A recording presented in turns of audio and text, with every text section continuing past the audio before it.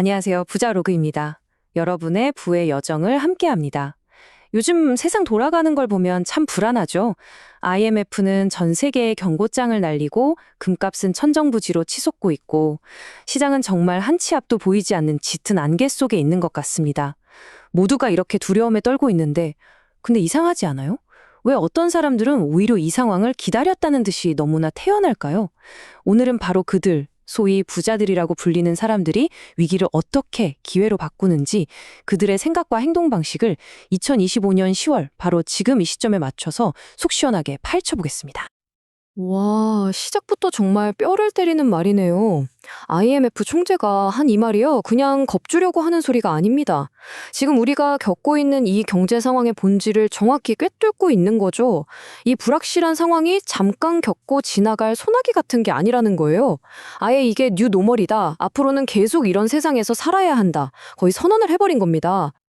자, 그럼 대체 뭐가 어떻게 돌아가고 있길래 이런 말이 나오는 걸까요? 세계 경제의 컨트롤 타워, 그 꼭대기에서 어떤 경고음이 울리고 있는지부터 한번 들어보시죠.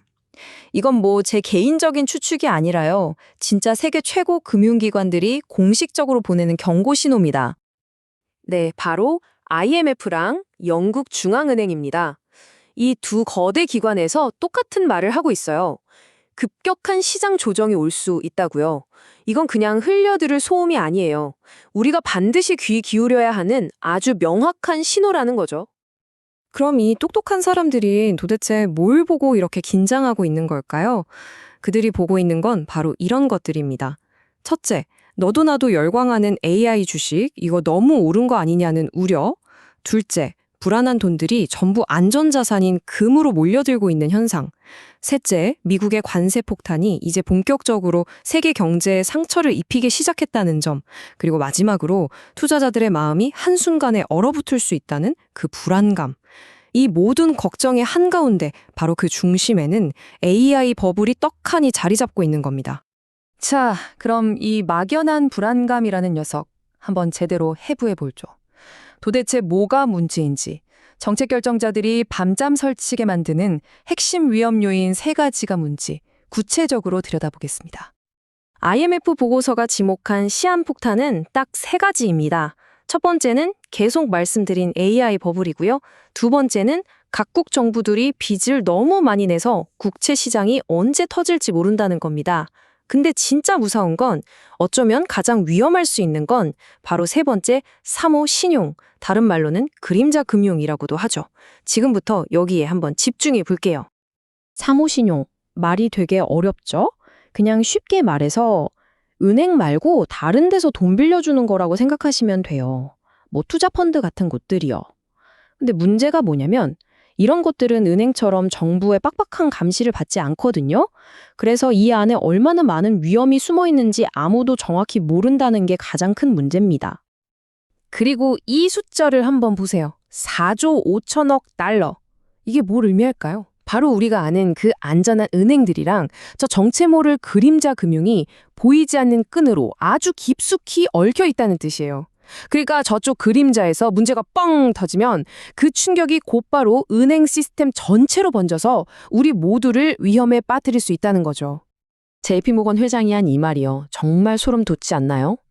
최근에 이 그림자 금융 쪽에서 몇 군데가 무너졌는데 그게 혹시 거대한 위험의 시작을 알리는 바퀴벌레 한 마리가 아닐까? 시장의 베테랑들은 지금 그걸 두려워하고 있는 겁니다. 자, 여기까지 들으시면 큰일 났구나, 망했구나 싶으실 거예요. 그쵸? 근데요, 지금부터가 진짜 중요한 이야기입니다. 이 모든 불안한 신호들을 위협으로만 보는 게 아니라 완전히 다른 안경을 끼고 기회로 바라보는 관점으로 넘어가 보겠습니다. 네, 바로 이 질문이 오늘 영상의 핵심입니다. 아니, 어떻게 그게 가능할까요? 모두가 공포에 질려서 다 던지고 도망칠 때 어떻게 누구는 이걸 불을 재편성할 절호의 기회로 삼는다는 걸까요? 그들의 전략, 그 원칙이 뭔지 지금부터 알아보겠습니다. 그들의 행동 지침은 놀라울 정도로 간단합니다. 딱 이 세 가지예요. 첫째, 돈줄. 어떤 상황에서도 내 통장에 돈이 계속 들어오게 하는 거. 둘째, 빚 관리. 절대 빚 때문에 망하지 않게 하는 거. 그리고 마지막으로 기회 포착. 남들이 울면서 던질 때 나는 웃으면서 줍는 거. 이게 전부입니다. 이게 핵심이에요. 준비된 사람한테 위기는 그냥 공포스러운 재앙이 아니에요. 오히려 부의 지도가 완전히 새로 그려지는 엄청난 기회의 시간인 거죠. 공포에 질려 파는 사람들의 좋은 자산은요, 결국 준비된 채 기다리던 사람들의 주머니로 들어가게 됩니다. 자, 그럼 이론은 알겠고 이걸 실제 상황에서는 어떻게 써먹어야 할까요?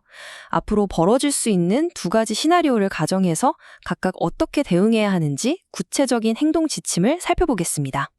우리 앞에 놓인 미래는 크게 두 갈래 길입니다. 왼쪽은 연착륙. 뭐 좀 흔들리긴 해도 무사히 착륙하는 거죠. 시장이 좀 빠졌다가 다시 안정을 찾는 시나리오고요. 오른쪽은 무질서한 조정. 이건 그냥 추락입니다. IMF가 제일 걱정하는 예상치 못한 충격에 모든 게 와르르 무너지는 시나리오죠. 먼저 시장이 스무스하게 조정받는 연착륙 상황입니다. 이럴 때 준비된 투자자는 절대 조급해하지 않아요. 오히려 드디어 때가 왔구나 하면서 미리 준비해둔 현금을 꺼내는 거죠. 가격이 싸진 좋은 자산들을 한 방에 지르는 게 아니라 마치 농부가 씨앗을 뿌리듯 차분하게 나눠서 삽니다. 시장의 바닥을 맞추려는 도박을 하는 게 아니라 좋은 자산의 지분을 꾸준히 늘려나가는 데 집중하는 겁니다. 자, 이제 진짜 비상 상황입니다. 시장이 그냥 와르르 무너지는 거죠. 이럴 땐 공격수에서 수비수로 포지션을 바로 바꿔야 합니다. 제일 먼저 할 일은 빚을 줄이는 거예요. 그래야 강제로 자산을 헐값에 팔아야 하는 최악의 상황을 피할 수 있거든요. 그리고 자산 일부를 달러나 금 같은 안전한 곳으로 옮겨놓고 내 핵심 돈줄을 지키는데 온 힘을 쏟아야 합니다. 그러면서 모두가 공포에 질려 투매할 때 과감하게 움직일 총알을 장전하고 그 순간을 기다리는 겁니다. 자, 지금까지 나온 모든 이야기들은요, 여러분이 지금 바로 써먹을 수 있는 아주 실용적인 체크리스트 하나로 딱 정리해드리겠습니다. 여러분의 재무 상태를 7가지 질문에 비춰서 한번 점검해 보세요. 내 돈줄은 안전한가? 혹시 모를 상황에 대비한 비상금은 충분한가? 내가 진 빚은 감당할 수 있는 수준인가? 시장이 폭락할 때 어떻게 행동할지 나만의 계획이 있는가? 그리고 무엇보다 뉴스 헤드라인에 흔들리지 않을 마음의 준비가 되어 있는가? 이 체크리스트가 여러분의 현재 위치를 알려줄 겁니다. 네, 오늘 이야기의 가장 중요한 결론은 사실 아주 간단합니다. 미래를 정확히 맞추는 건 신의 영역이죠. 우린 못해요. 하지만 미래에 대비하는 것, 그건 우리의 영역입니다.